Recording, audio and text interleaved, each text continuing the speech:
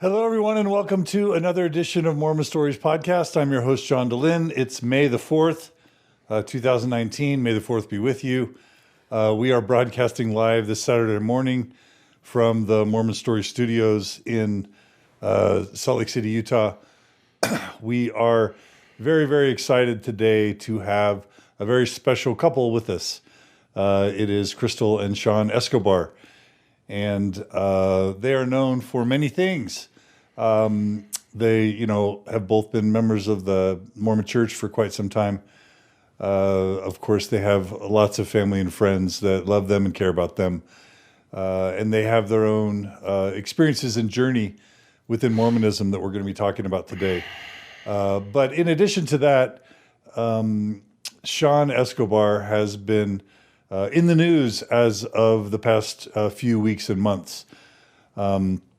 Sean, for those of you who don't know, Sean was sexually abused as a child by one of the most famous Mormon filmmakers ever. His name is Sterling Van Wagenen. And Sean came out with an audio recording of a confrontation that he had with Sterling Van Wagenen last year in 2018.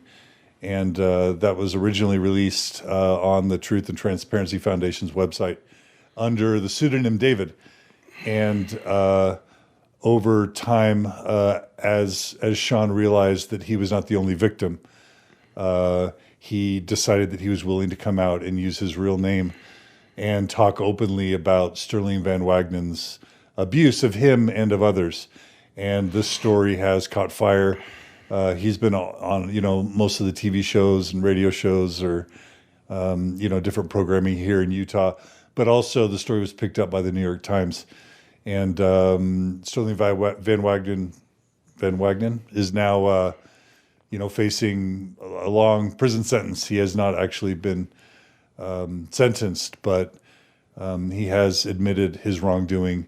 And so we are here to talk about that, Sean's experiences with abuse, but really the focus, while we're going to be hearing Sean's story and we're going to be talking about Sterling Van Wagenen, really this is about systems. It's always systems over people. And we're here to talk about how the Mormon Church historically has dealt with these abuse cases. We've covered this in the past on Mormon Stories podcast.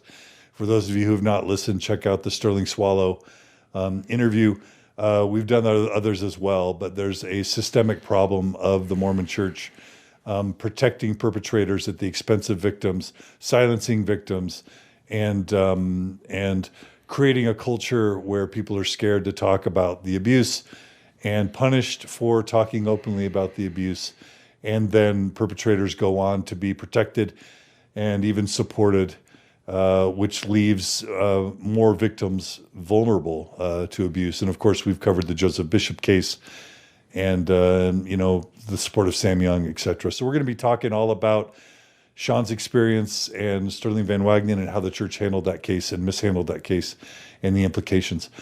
And then finally, in a completely different kind of reality, Crystal Escobar has been an influencer and a blogger and a YouTuber and a podcaster, and she's written a book called Wannabe Balanced Mom. My Life as a Wannabe Balanced Mom. And, she's a force in and of herself. She has, an Instagram page with, over 90,000 followers. She's got a YouTube presence. And this podcast is 55 episodes in. And she has done a lot of work in helping moms know that they can be great moms, or at least be self-compassionate moms, and successful moms, but also momtrepreneurs. How do you pronounce that? Yeah, mompreneurs. Mompreneurs. Yeah. For moms who want to do other things in addition to being moms, they can have businesses and they can find a way to balance all of that. Maybe not in a perfect way, but in a way that is healthiest for all people. And so we're going to be talking about Crystal's work and her passions and her journey as well. And we're really excited for everyone who's joining us live on Facebook. We really appreciate everyone who has shown their love and support to the Escobar family I know that they have been touched by all those who have reached out to show support, because this is not an easy thing to do. To come out, just to be a public figure in and of itself is brutal, but to be a public figure in Mormonism that talks openly about faith crises and disaffection from the church, that's brutal.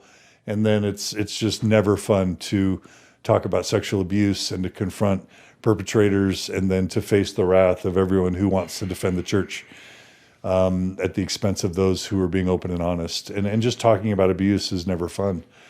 So for all those reasons, we are just so honored and grateful, Sean and Crystal, that you guys would come on Mormon Stories podcast. Thank you, John. Yeah, we're happy to be here. All right. Well, we're going to kind of talk in 3 different phases in today's interview.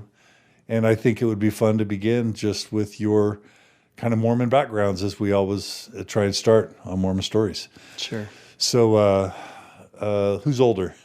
Me. Sean, why don't we start with you? Okay. Let's talk about your Mormon upbringing. Sure.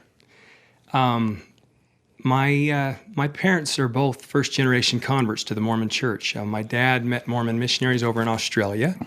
They taught him how to play American basketball, and he fell in love with the missionaries, and he thought it was so cool to know Americans, and it was kind of always his dream to come to America. So he actually joined the church when he was a young boy, and I think maybe one of his brothers and one of his sisters also joined, but his parents did not at that time. And so that's how my dad came into the church. And then he immigrated over to the United States when he was 20 years old. I think he might have been chasing a Mormon girl. And when he got here, she Dear John'd him. It's called Dear John, isn't it? And she Dear John'd him. And so, but he was here and he realized his dream of making it over to America. He was very poor. My dad met my mom, who was not Mormon at the time, in a nickel-dime store. He bought a toothbrush from her, and she was Presbyterian, I think. She was raised Presbyterian. And my mom fell for this crazy Australian guy. And anyway, he brought her to Utah from Arizona. And my mom took the missionary discussions 6 times.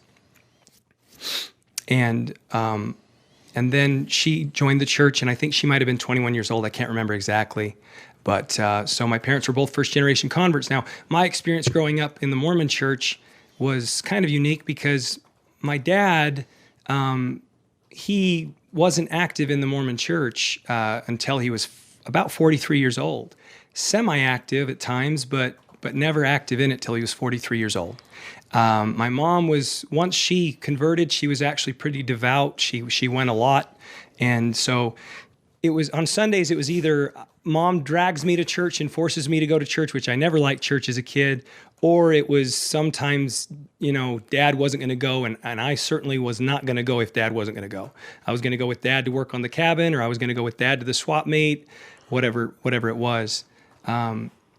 So as far as my Mormon upbringing, I didn't really get active in the Mormon church, like really active. I have memories of primary and things of that nature. I remember this grandma named Mrs. Friendly that was my favorite part. Mrs. Friendly would come and give us treats, but I don't have a lot of memories early on of the Mormon church. But then when I turned, I think I was 12 or 13, and my brother decided to go on a mission. And that was earth-shattering for our family because he had been fellowshipped by a friend of his and their family.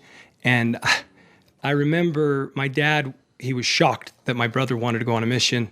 And it was a very eye-opening thing for us. My brother, Anthony, he just kind of took it upon himself. I'm going on a mission, and he was just very independent that way. And it changed everything in my family life. Everything changed. We started having family prayer. We started going to church weekly. And, instead of me just going on and off, every week we started to go. And my parents immediately got sealed in the temple at that time. What year would that have been about? 92, 93, I think it was. My parents got sealed in the temple. My dad totally activated, hook, line, and sinker.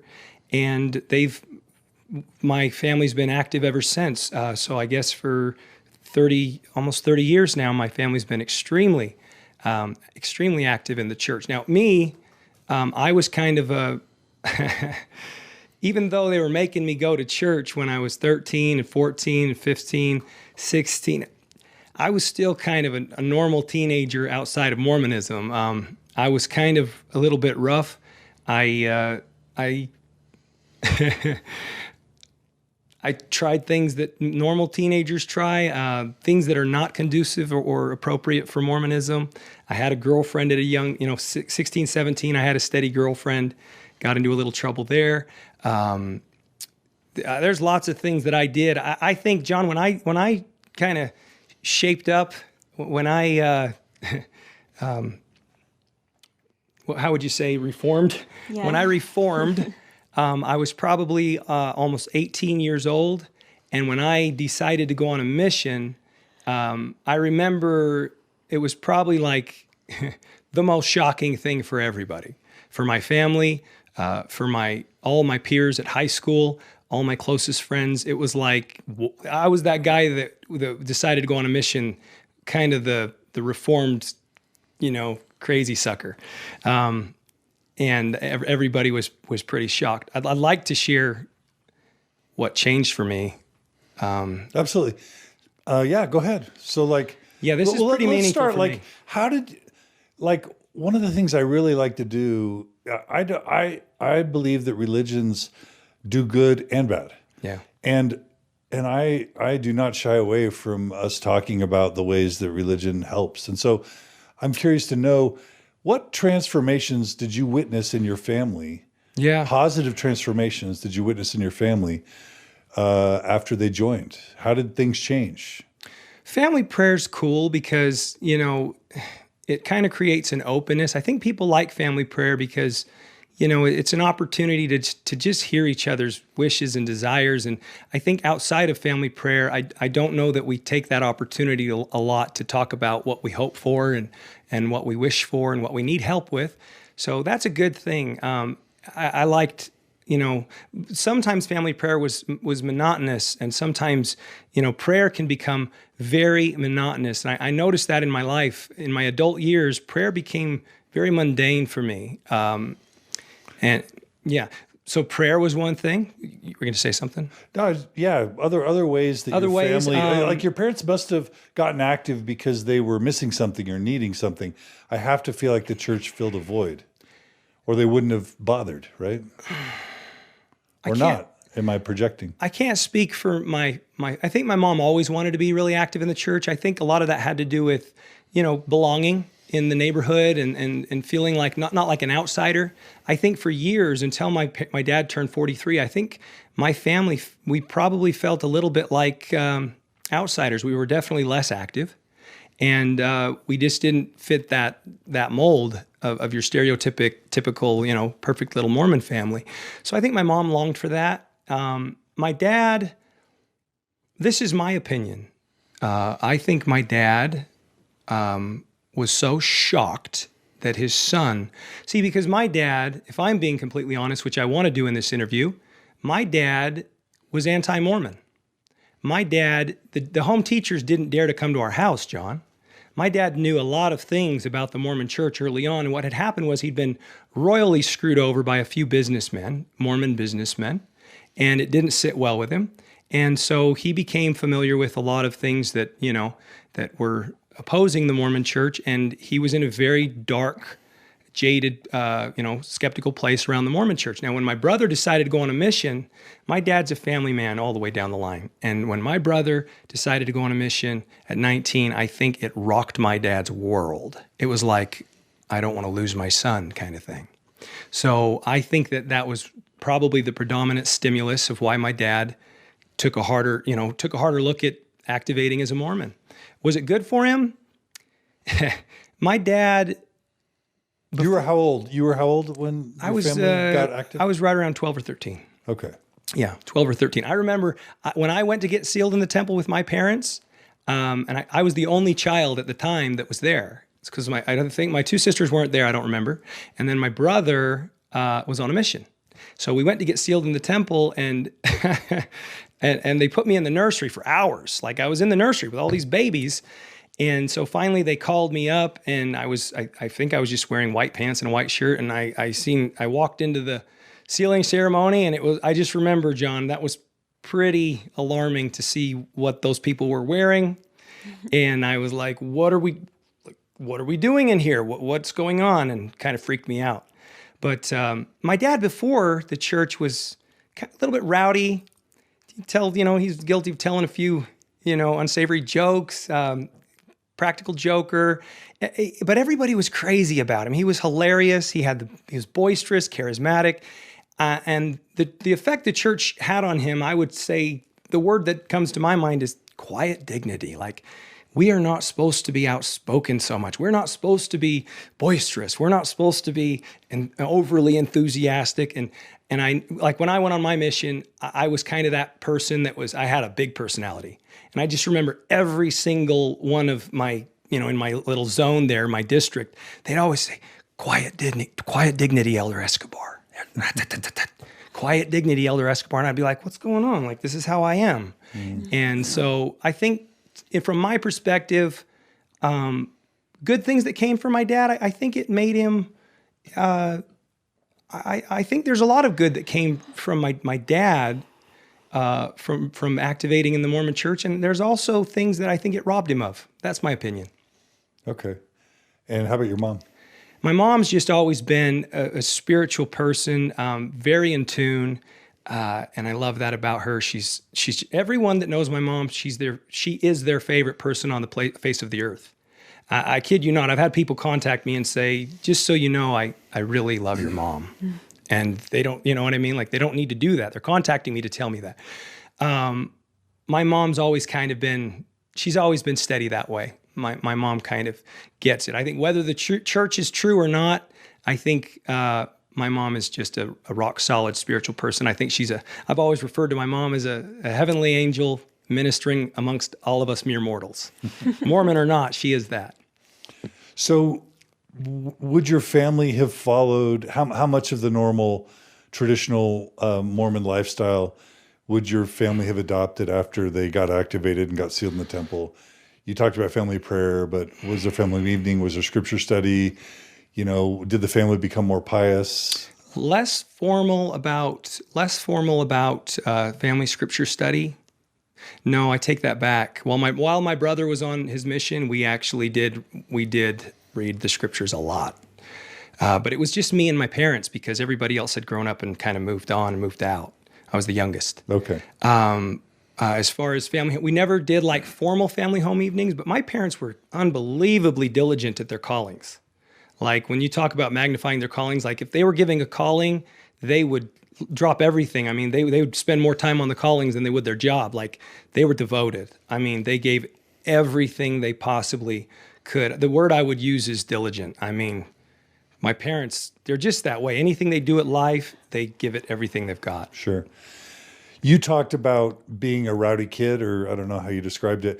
Did you experience a lot of guilt and shame internally? Were you trying to know if the church was true? Did you care about, the spiritual stuff? Were you tormented? Yeah. Get these ready, John. So at 17, I decided to go into the church. I met with the bishop.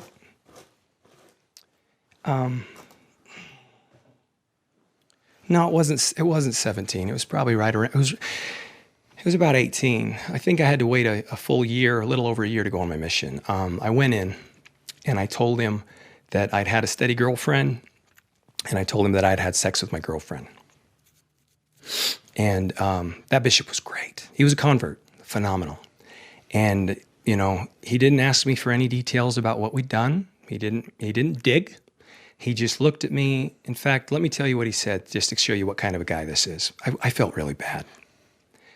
And I'd like to talk in a minute about what my conversion, but I said to him, told him what I'd done, and then he said, "It's okay, it's okay."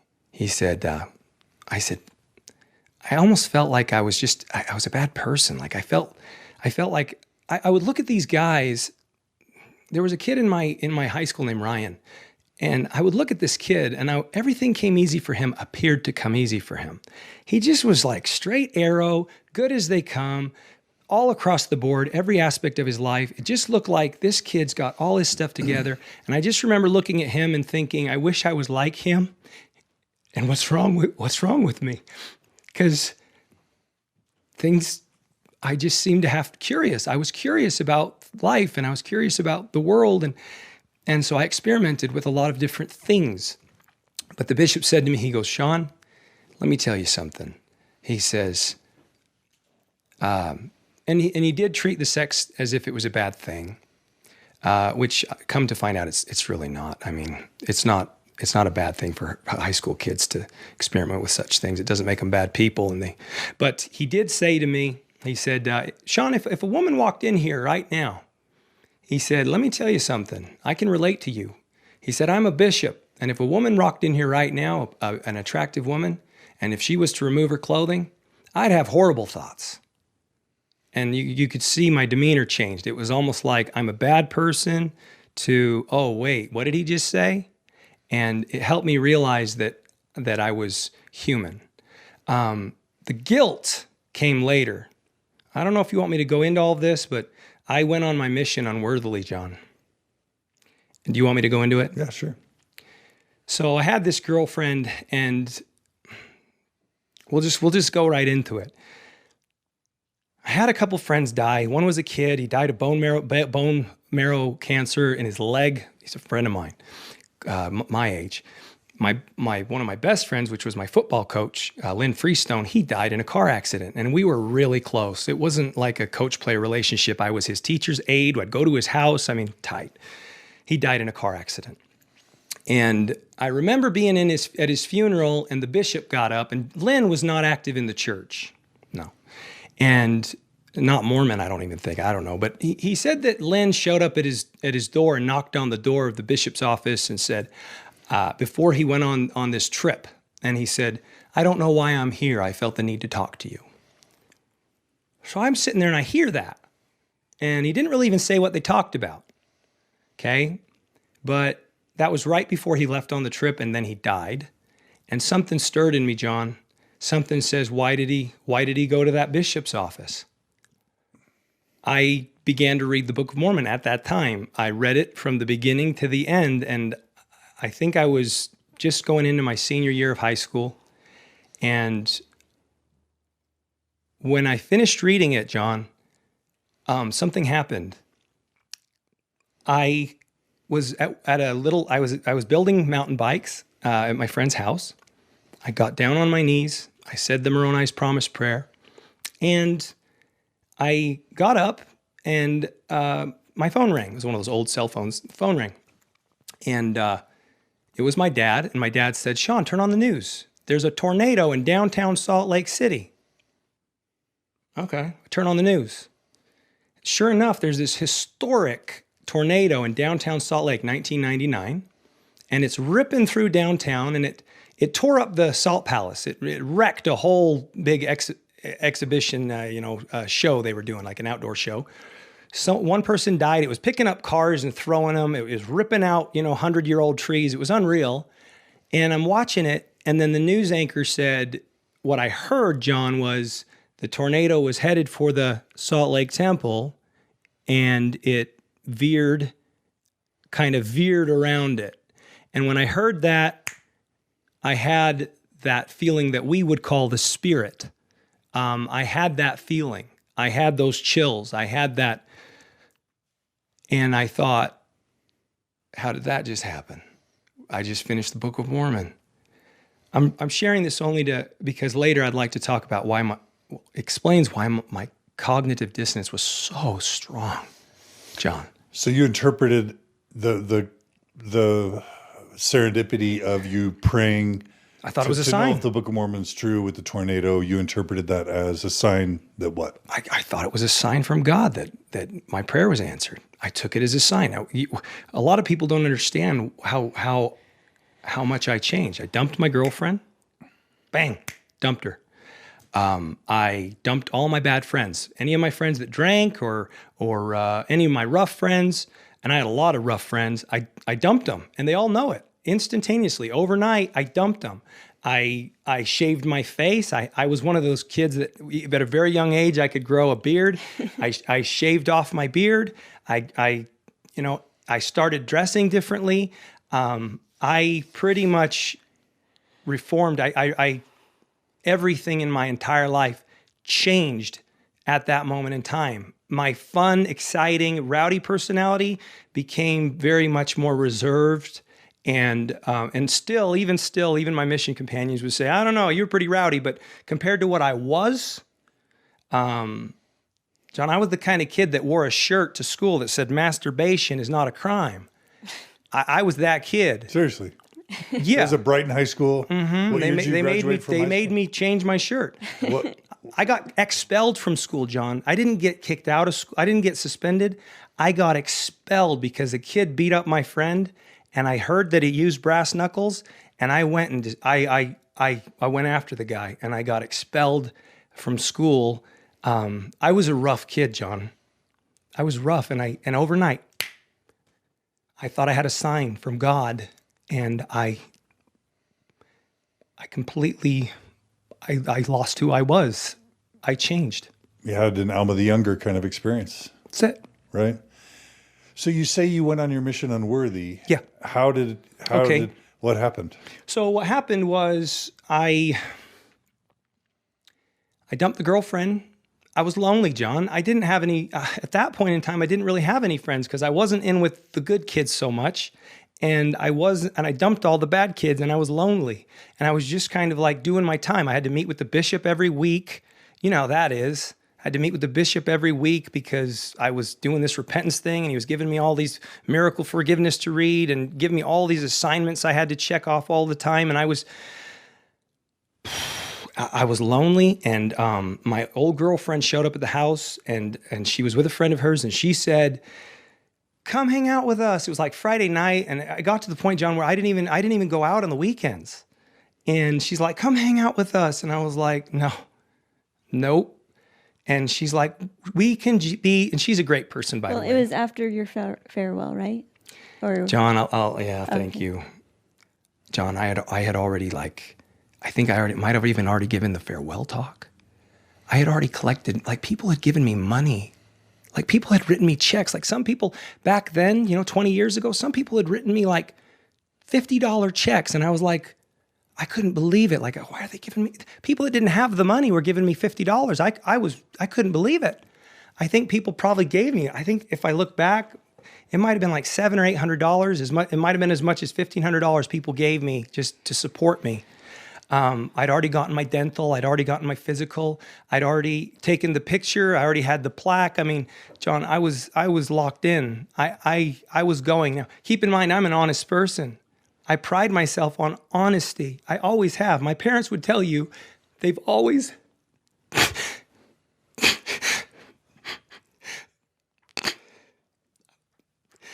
always told them everything. Everything.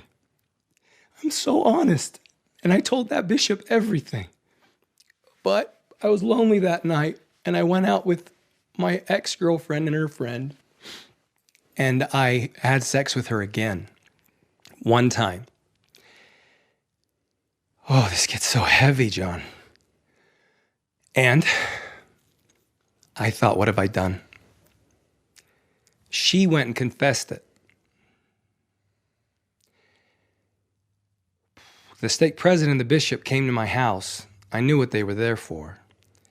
And they said, Sean, this girl says that you had sex again with her. Did you? And I said no. They said, you didn't? I said no. And then they said, why would she say that, Sean? And I said, because I think she's in love with me and she doesn't want me to go on a mission. And I just lied. John, let me tell you what happened. I went on that mission. They let me go. They believed me. And in hindsight, I think I love, but the memory of that girlfriend, I love the memory of that girlfriend. You understand? Yeah. But I think she wanted me to stay home, John. she wasn't active in the church. Like she went because her family made her, but she wasn't like one of those church girls. And I think she did want me to stay home. But that's neither here nor there. I went, I lied, and that mission was pure hell for me, John. And again, where'd you go? Virginia. Okay. What's that like to carry that guilt into your mission? Awful. It's death. It's hell. It's pure hell. Let me give you a few examples. I worked my butt off. I was 100% obedient. I thought, like you've said, I was hustling for my worthiness. I thought I'm going to make it up to God. I'm going to make it up because, John, and I accelerated on that mission very quickly, John. I think I was a district leader at 4.5 months. I was a zone leader by 7 months. I was an AP by 11 months. I was an AP by 11 months. That's got to feel like God's okay with you, right? Because if God is behind the callings, which we're all taught, then... No, it didn't feel like that at all. You didn't? No. Oh, no, John. That's how my brain worked. It's like, oh, well, God must have been okay with you. No, John. I'm a very literal person. I thought I don't have the Spirit, but I thought, well, all I can do to make up for it is give this everything I've got. And I worked so hard. I mean, I was an assistant for 13 months, John. Nobody else in that entire mission ever served as an assistant for longer than 6. Never. I was an assistant for 13 consecutive months. Chris Garrett just wrote, hardest working missionary in the mission, hands down. I love that guy. Was Chris in your mission? Yeah, I love that guy. Thanks, Chris. Thanks, Chris. So, you want to know how bad it was? Okay, so imagine me being an assistant for 13 months. I got extremely close to my mission president. I love both my mission presidents endlessly. Phenomenal people. Mission president, every single time he would call, John, I was like the only one in the entire mission with a cell phone, okay? Every single time he would call, I think I was getting sent home. Every time. He'd call to say, hey, Elder, how's it going? But when the phone would ring and it would say President, I would go. I would think he knew every single time. John, every time I looked at the clock and it said 11:34 or 1:34, I thought, I'm going to hell. I really believe that God was angry at me. And because for those that don't know, and I don't even know how I figured it out, but 11:34, if you reverse it, is hell. 1:34 is hell with one L. And I would see that every day. For whatever reason, I'd look at the clock and it was like, or maybe I only noticed when I looked at that time, but it was like, I'm going to hell. And I couldn't. I went on that mission and I made up my mind, and I am a pretty strong person. I said, this is a one-way street. I'm not going home, and I'm going to give this everything I've got, and hopefully God will forgive me for lying. I was successful, but I never felt like I deserved it. That's a lot to carry. Yeah. Were you overall glad you served a mission? When I came home from the mission, I confessed it. You did? And who'd you confess to? Your bishop? Bishop, stake president. Okay. Same ones. I mean, what can they do, right? They let me off the hook. Yeah. They were kind about it. Yeah. Well, that's nice. When I confessed about our We'll get there. Don't jump ahead. Is that okay? Oh, sorry. No, I've been talking a lot. No. It's perfect. This has been perfect. This is the flow of a story is really powerful. So this is great. So they let you off the hook. How did you feel when they let you off the hook after you had been suffering for so long? Can I tell you why? Another reason why I went on a mission. Sure. My brother hit immortal status. When my brother went on that mission, and we read those letters, and we talked about him every day, and my mom would put a sticker on a map every day, one sticker every day for whatever it is, 700 and something days. My brother was immortalized. In fact, and this isn't his fault, he didn't ask for this, but my parents and my sisters would go so far as to say, Anthony is our savior. Anthony is our redemption. He's the one that activated the family. I felt like if I didn't go on a mission, what was I? I mean, I was meaningless if I didn't measure up. I've cried so much. I'm so sick of crying. I didn't cry. How much do you know me to cry? We've been married 15 years, and he's only cried on our wedding day. And my kids said he's cried more in the last 2 weeks. My kids thought I was incapable of crying. They're like, Dad doesn't cry. He doesn't know how to cry. It's not. Anyway, I want to make that known that the pressure to measure up to my brother, it was hard, John. My dad would always say, Anthony is going to do something that I never did. Anthony is a better man than me because Anthony is going to make it to his wedding day as a virgin. That ship had sailed for me. And I don't think my dad meant harm saying that around me. He was saying it to my brother. But I would hear it. And I would think, what does that make me?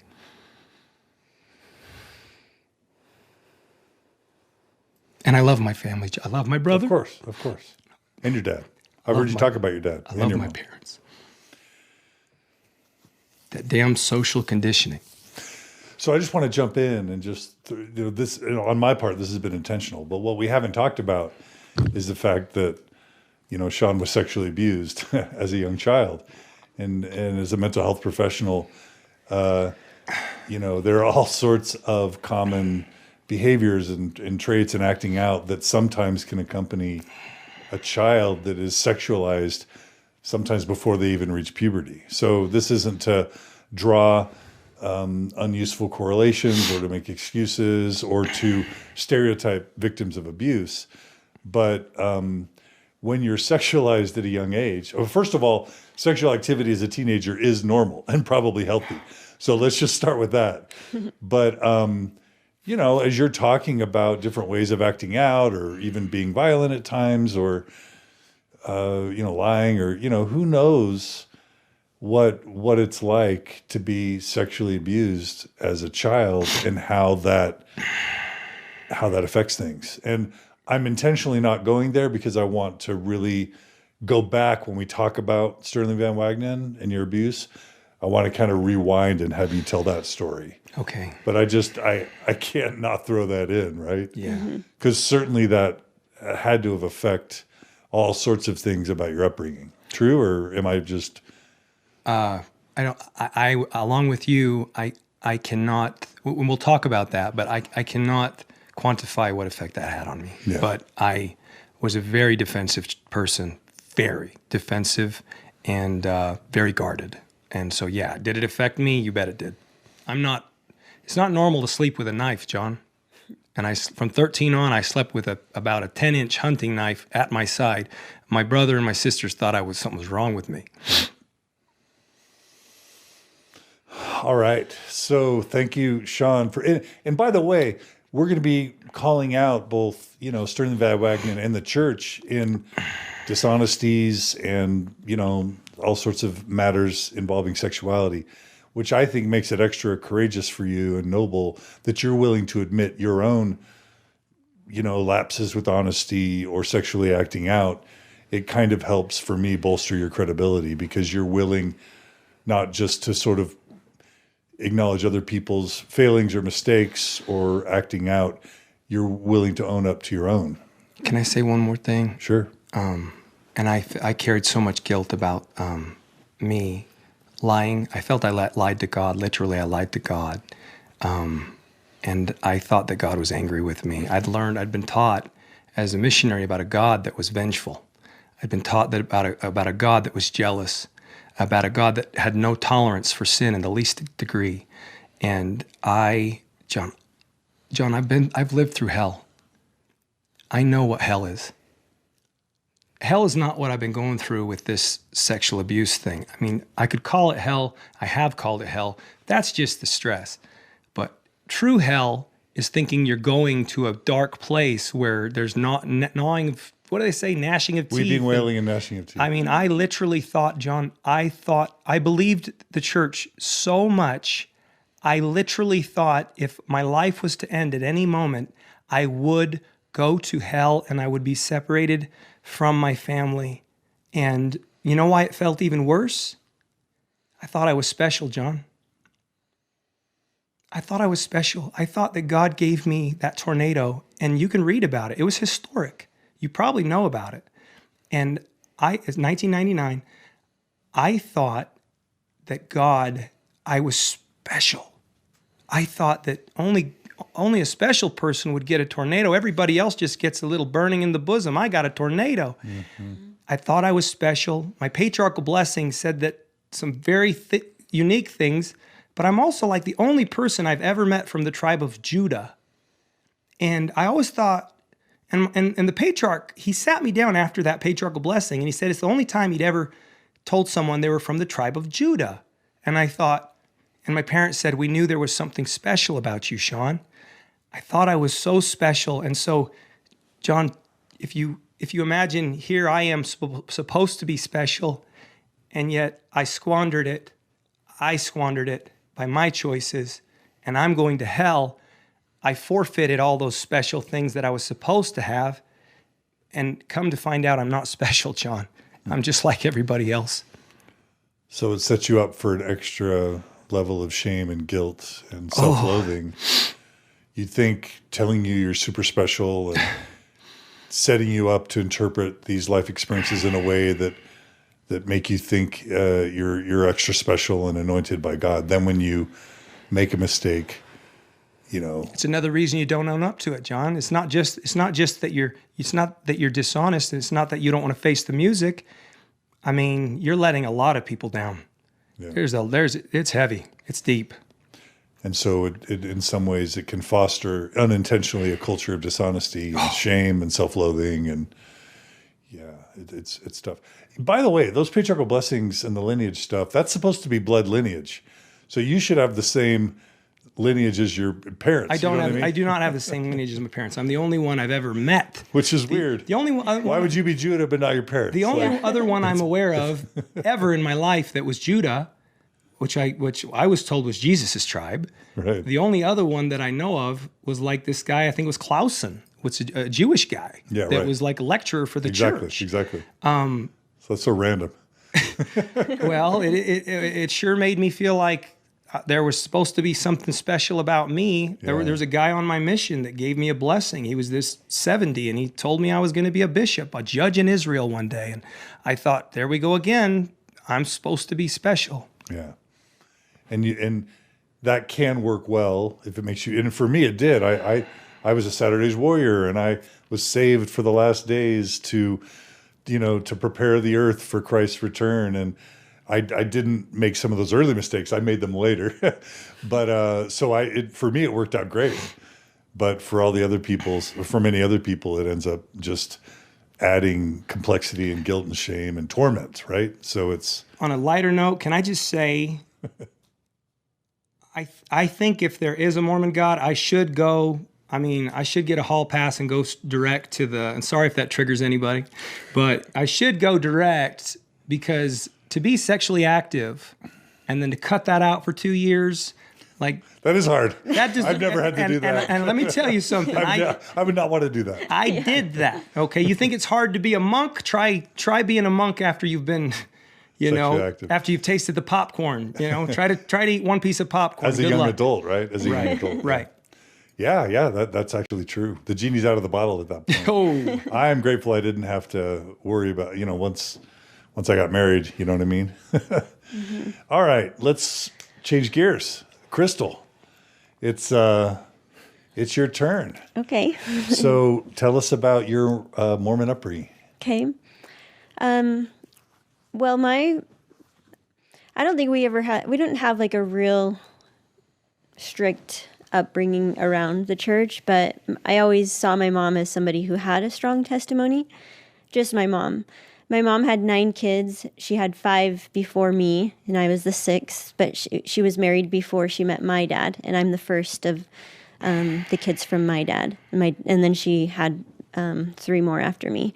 So I grew up just, even though I had 5 older siblings, they didn't really live with us the majority of the time, maybe a total of 2 years here and there.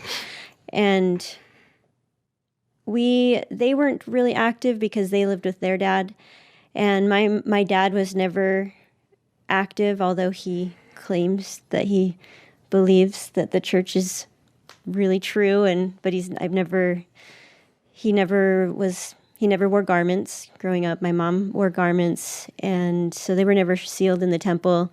We were never sealed as a family.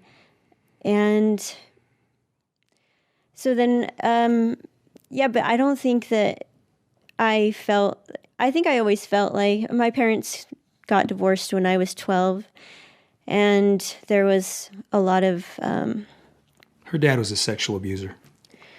Yeah, which is hard for me to... Which she might not want to talk about, but I just want to, in line with what we're going to talk about, sexual abuse, and I'm open about such things. I don't mince words anymore about that stuff. And Crystal had a very hard upbringing. I think, it does. The abuse, I had different, sexual abuse experiences, but not from my dad. But knowing that had happened, that my dad did that, and that really affected me and my self-worth, because I felt like it was a part of me, and I always felt shame around it and was afraid to have friends come to our house, and it always felt like it was my secret to share.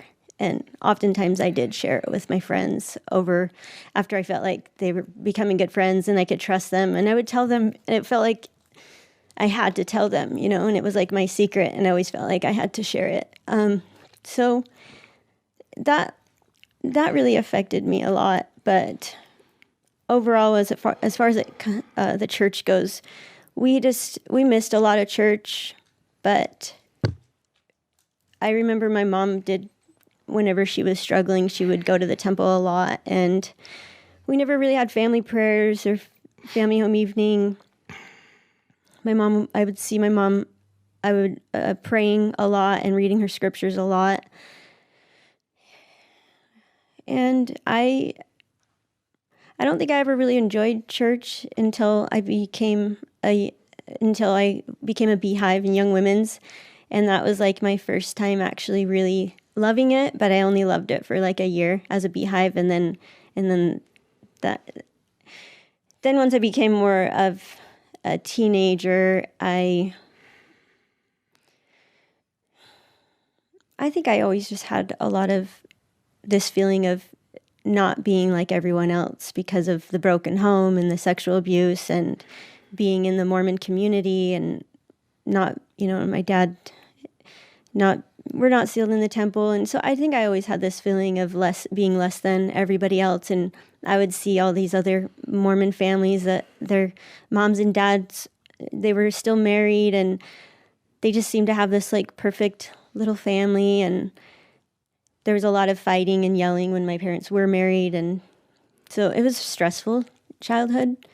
They would fight a lot. And I love you so much. I don't know how Crystal came out of what she came out of. I mean, she's a gem, man. When I was a teenager, I really just wanted to fit in. I don't think I ever had like a strong testimony. Now that I look back and I'm able to understand why I was in the church for so long, I just really wanted to fit in. I wanted to be worthy. I wanted to, I was always hustling for my worthiness, and just wanted to be like everybody else. And so I just, but as a teenager, I just gave up on it. It just seemed too hard it just seemed like it wasn't fun to be Mormon. I wanted to have fun. I wanted to go to parties, and I wanted to have a boyfriend and not feel guilty about it. And I wanted to kiss lots of boys and not. Well, she did.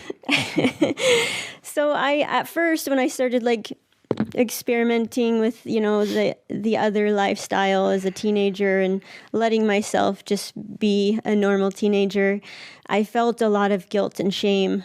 But then eventually I think I just let it all go, and I don't remember feeling a lot of guilt and shame for a few years when I was living that life of going to parties, and I had a boyfriend for 3 years, and it was a serious relationship. I didn't feel any guilt or shame. But then I became unhappy with my relationship, and I was unfulfilled, and I thought, I started to think more about my future and what I wanted. And I thought, well, I just want a good man. I want to marry a good man, an honest man. And the only good man in my mind was a returned missionary. So I decided, okay, well, I want to be the person I want to marry. So I chose to go on a mission as well. And yeah, I did Well, that was back in the time when it wasn't. Mormon It girls wasn't weren't common. serving missions. Yeah. When I met her and she said she wanted a mission, I about hit the floor. I thought, you did not go on a mission. Too drop dead gorgeous to go on a mission. But that was the stereotype back then. And I'm sorry, there are some very beautiful return missionaries. They're all beautiful. Yeah, they're all. Yes, excuse me. They are all very beautiful. I'll take that back. But so I lived in Arizona. I moved out to Arizona. I think I was pretty independent from age 16, 17, because, I mean, nothing against my mom, but she just I think she kind of just decided she was done parenting once I was about that age. And then all the other younger siblings, we became real independent. I had a job and I had to start paying rent, and then when I was 18 and graduated high school, I moved out to Arizona with my best friend and was completely independent and living the party life in Arizona, and went to Scottsdale Community College. And yeah, and then I became really unhappy with my relationship mostly, and I wanted to be in a good relationship, and I wanted to start thinking about what kind of man I wanted to marry, and I knew that I kind of had to be that person as well. So then when I decided to start going back to church and to prepare myself to go on a mission, I was really afraid to tell people, because I knew that I felt like people would absolutely laugh in my face and say, You did have someone laugh. Yeah, there was somebody that laughed, but she thought I was joking. And so she's like, "Oh, I'm sorry. Okay, you're serious? Okay. Oh, that's awesome." So she retracted, but I really thought like church leaders and would be like, "I'm sorry, but people like you can't go on missions." And that was my biggest fear. And so I was afraid to tell people that I wanted to go on a mission, but I felt like that was my only way to kind of make up for living that lifestyle and to be able to deserve and be worthy for a good guy. And so I was surprised when the bishop, I went and talked to my bishop, and I said, I'm here to confess and about everything, and also I really want to serve a mission. And it was a really great interview, and I know it's unlike a lot of interviews I've heard. It was not. I didn't have this feeling of interrogation at all, and I just told him that I've pretty much done everything, and he said, "Okay." That was it. And so that was a good experience for me when it came to confessing, and I didn't have to go into detail about anything. And he just said, "Yeah, let's work towards this. Let's give you a year and see how you do, and we'll make this happen." So I spent the next year doing the exact same thing Sean did. I broke up with all my friends and the boyfriend, and just, it was lonely. I agree. It becomes lonely because you lose all your friends, and you're home on Friday and Saturday night reading your script. Self-righteous. You're reading your scriptures all on your old friends. They think you're just a self-righteous person that judges them from that point forward. Yeah. So I spent a lot of time home alone reading scriptures and books, and I did one thing that did help me during that time was to train for a marathon, and I ran a marathon right before I got my mission call.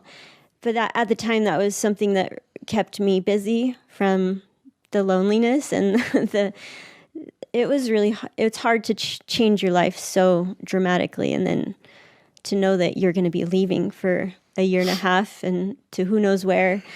That was a scary thought, but I just wanted so badly to be a good person. I just wanted to be seen as a good person. And I thought that's the only way, is to be Mormon and go on a mission, get married in the temple. And, being in the Utah culture, you just look around you and that's kind of your belief around what is a good person. It's almost what's familiar, right? Yeah. Oh, Mormon. Okay. If you're Mormon, you're a good person. I guess I got to do that. So it really never had anything to do with having a testimony, I'm realizing, because I prayed a lot about, is the church true? And I never got any powerful experiences. You didn't get a tornado. No tornado for me. Watch it. But, I felt the Spirit a lot, but I'm realizing that I felt the Spirit on many different occasions that have nothing to do with the LDS Church. I feel the Spirit when I hear an ambulance drive down the street, because it makes me feel good to know that the humanity and the fact that people are going to save another person, that makes me feel the Spirit, the love, and the humanity. So I realized that I had always assigned that to the church, and I gave that to the church, that, it must mean the church is true because I felt the Spirit. But now I realize that I can feel the Spirit all the time in all different ways. It's not about the church, really. So I went on my mission, and I never felt like I was worthy enough to go on a mission. I felt like I was always comparing myself to all the other sister missionaries, thinking like, they're way better than me. They know more of the scriptures because they've been spending the last 5 years reading their scriptures, and I'm just barely started reading my scriptures. I learned about Joseph Smith's first vision in the missionary training center. I mean, I remember hearing it in primary, but not really grasping it. And when I learned it in the missionary training center, I'm like, oh my gosh, I can't believe I didn't know this. And I'm going on a mission and I don't even know anything about Joseph Smith or the scriptures. I'm just doing this. But she went through all Young Women's, and you did all of that. Yeah. You were actually very involved for quite some time. Yeah. Yeah, I did like Young Women's and Girls Camp, and I have a lot of good I think that's memories. so brave of my wife to say, and we can talk about it a little later when we talk about our faith crisis, but I thought it was so brave of my wife to say, I never really had a testimony. I looked at her and I just thought, that's a courageous thing to say, I thought. Well, I think it reflects for me your reflection on your life, but at the same time, and I remember having the same doubts too, and not getting the answers that I wanted. But at some point, you do submit to the process, and you sort of say, "Well, I have a testimony." You're told the testimony is gained by bearing it, and you start bearing it, even though you don't really know it or believe it. And so it's not like you're going through this time thinking, "I don't have a testimony." Yeah. I mean, as a missionary, you kind of have to I thought think you have did. a testimony, Yeah. because That's right. how it's going to convert other people, right? Yeah, I definitely thought I had a pretty strong testimony because of the fact that I chose to go on a mission.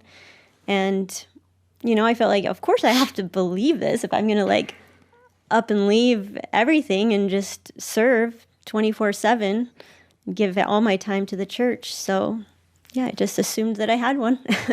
Yeah. Because I wanted to fit in, and I wanted to be a good person, and I wanted to deserve a good man to marry. Right. So how was your mission?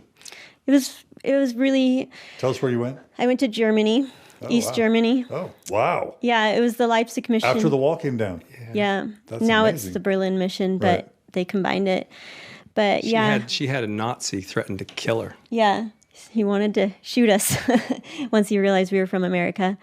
It was definitely challenging, but I am still grateful for the experience because I learned so much, the disciplines and the culture, learning the culture and the language. And I'll never regret that experience because you learn so much, you grow so much. And but it was very challenging. We didn't have. I got to participate in like 7 baptisms right like the last few weeks of my mission, which was really gratifying to, okay, finally I get to see some baptisms. But in Germany, you don't typically baptize people that quickly. And so these people that got baptized had been taking the discussions for months, even years. So I just happened to be there at the end. Jess Reagan writes, and you were a rock star missionary. Oh yeah, Jess. Jess. She says, sorry, Sean. That's a man. Jess is a man. Yeah.